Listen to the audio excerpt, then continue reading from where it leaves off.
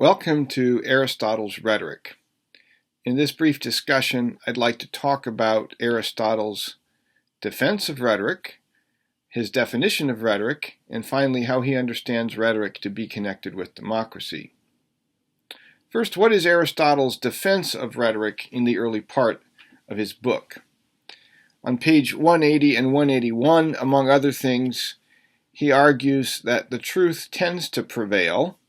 However, since it doesn't always do so, we know that how people characterize the truth impacts its reception and can lead people to accepting falsehood. So why wouldn't we want the truth to have the same benefit of persuasion as falsehood does?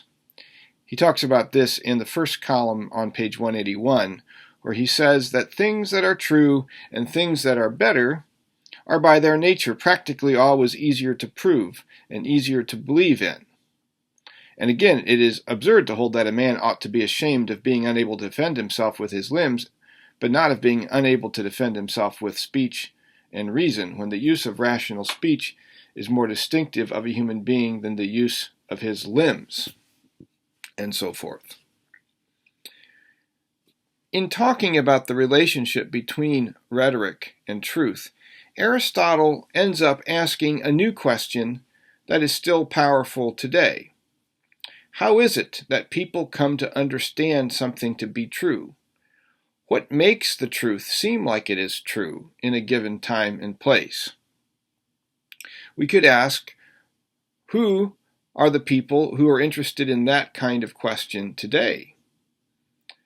Pollsters, psychologists, public relations people, marketing professionals, political advisors, but also academic research of all kinds focuses on that question.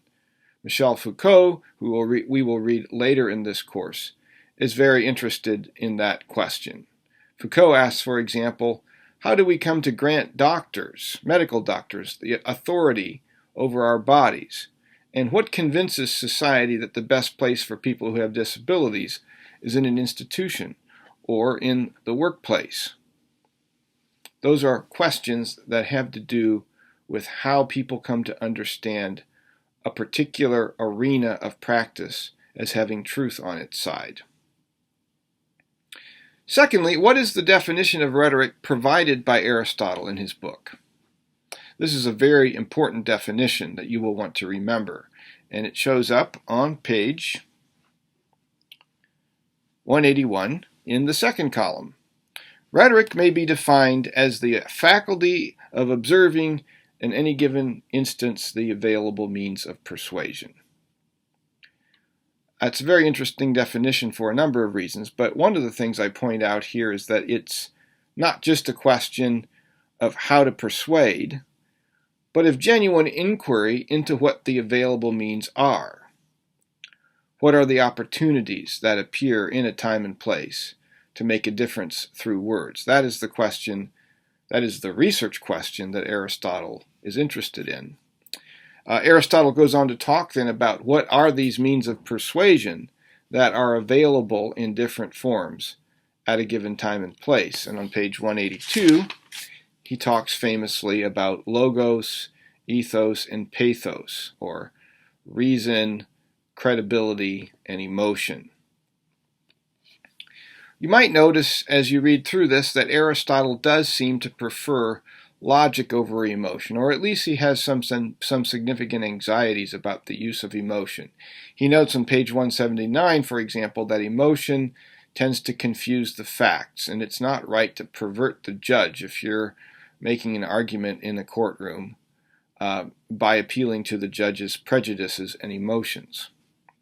It makes one wonder what Aristotle would think about our current consumer culture, what he would think about advertising, what he would think about our current political campaign.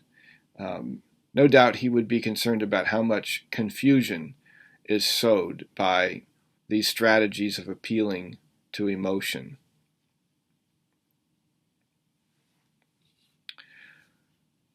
Is Aristotle a proponent of democracy? Yes, it seems that he is, and he believes that rhetoric is on the side of democracy. Aristotle believes that truth has the tendency to prevail in public discussion. This is why he thinks it's okay to leave decisions up to the people who are going to deliberate, argue, and then reach a conclusion, perhaps through a vote. On page 180, for example, he talks about the fact that persuasion, he talks about the true and the approximately true being apprehended by the same faculty. It may also be noted that men have a sufficient natural instinct for what is true and usually do arrive at the truth. I don't know if we share Aristotle's belief that that's the case, that people naturally arrive at the truth, but it does seem to me to be an assumption that's intrinsic to a belief in democracy. He says on page 194 something similar in the second column.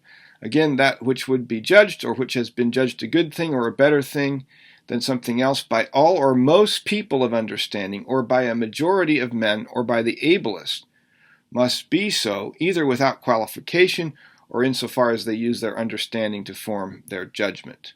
This is a complicated way of saying, once again, that the majority can be trusted. I'd like to talk for a bit about what Aristotle means when he's talking about enthymemes.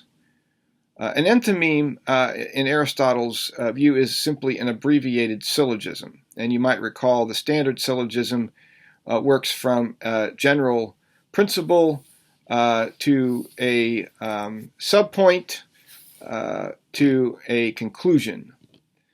So we start with something like, in the standard syllogism, all people will die, Socrates is a person, therefore Socrates will die. An enthymeme of this syllogism would be something like this: Socrates will die. Or, since Socrates is a person, he will die. We don't necessarily have to go always from the major premise to the minor premise to the conclusion. Sometimes we can just state the conclusion and with the assumption that the major and minor premises are simply common sense. We're just invoking them as the backdrop of the claim that we're wanting to make. We can see how this might work in a more contemporary setting, say at Bluffton University.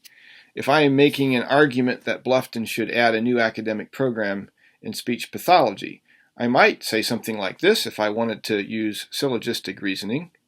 So, Bluffton's mission statement says that we seek to prepare students for lives of service. That would be the major premise. 2, speech pathology is an important service profession. That's the minor premise. Therefore, we can reach the conclusion that speech pathology is a mission fit at Bluffton.